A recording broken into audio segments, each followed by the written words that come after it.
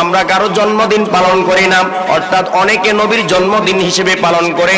না না না, আমরা কলেমা পাওয়ার শুকরিয়া আদায় করি, ঠিক না বেঠিক? প্রিয় নবীর জন্ম মৃত্যুর অনেক ঊর্ধ্বের বিষয়। দুনিয়াকে বোঝানোর জন্য, আমাদেরকে বোঝানোর জন্য প্রিয় নবী দুনিয়াতে স্বাভাবিক মায়ের রেহেম মুবারক দিয়ে আসলো, কিন্তু আশাটাও সাধারণ নয়, অসাধারণ। এটার সাথে দুনিয়ার অন্য কারো আশার সাথেও মিলে না।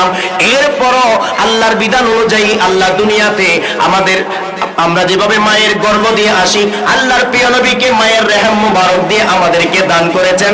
এর মানে এই নয় যে প্রিয় নবীর জন্ম, প্রিয় নবীর মৃত্যু, না না না, প্রিয় নবী এসব কিছুর ঊর্ধ্বে। কেননা যখনই মা আমেনা সৃষ্টি হয় নাই, যখনই বাবা আদম সৃষ্টি হয় নাই, যখনই মা হাওয়া সৃষ্টি হয় নাই, তখন আমাদের প্রিয় নবীর সৃষ্টি। অতএব প্রিয় নবী মানুষের আগে, প্রিয় নবী জিনের আগে, প্রিয় নবী আসমানের আগে, প্রিয় নবী জমিনের আগে, প্রিয় নবী কুল কায়নাত 18,000 মাখলুকাতের আগে, প্রিয় নবীর আগে কিছু সৃষ্টি হয় নাই। আল্লাহ ছিলেন, আর কেউ ছিল না। আর প্রিয় নবী আল্লাহর নূর থেকে আল্লাহর প্রিয় নবী আমাদের প্রিয় হাবিবকে সৃষ্টি করেছেন। এরপরে প্রিয় নবীর নূর থেকে আরশ, কুরসি, লৌহ কলম, আসমান জমিন জান্নাত সহ মানুষ জিন সহ কুল কায়নাতের সব কিছু সৃষ্টি করেছেন। তাই প্রিয় নবীকে দুনিয়াকে কেন্দ্র করে চিন্তা করলে ঈমান থাকবে না। প্রিয় নবীর বয়স 63 বছর নয়, প্রিয় নবীর বয়স কত সেটা কেউ গণনা করতে পারবে না। প্রিয় নবী সেই সৃষ্টি হয়েছে, প্রিয় নবী এখনো আছেন, কবরও প্রিয় নবীকে পাবেন, হাসরও প্রিয় নবীকে পাবেন। সব কিছু শেষ হয়ে গেল, প্রিয় নবীর শেষ নাই। আওয়াজ দিয়ে বলুন সুবহানাল্লাহ, ঠিক না বেঠিক? সেজন্য নবীর জন্মদিন হয় না, নবীর জন্মদিন হয় না। মৃত্যুদিন তো চিন্তাও করা যাবে না। কেউ যদি চিন্তা করে নবীর মৃত্যুদিন পালন করবে, সেই কাফের। কোরআনের ভাষায় সেই কাফের, সে ঈমানদার নয়, ঠিক না বেঠিক? কেননা নবী রাসূলের মৃত্যু হয় না।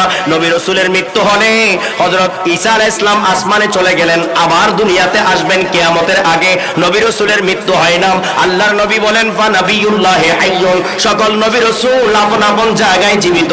হযরত আমাদের প্রিয় নবী যখন মেরাজের মধ্যে গেলেন, আল্লাহর প্রিয় নবীকে ওয়েলকাম, স্বাগত জানানোর জন্য হযরত আদম আলাইহিস সালাম থেকে শুরু করে হযরত ঈসা আলাইহিস সালাম পর্যন্ত বাইতুল মুকাদ্দাসে অবস্থান করেছেন। প্রিয় নবী ইমামতি করেছেন, সবাইকে নিয়ে 2 রাকাত নামাজ পড়েছেন।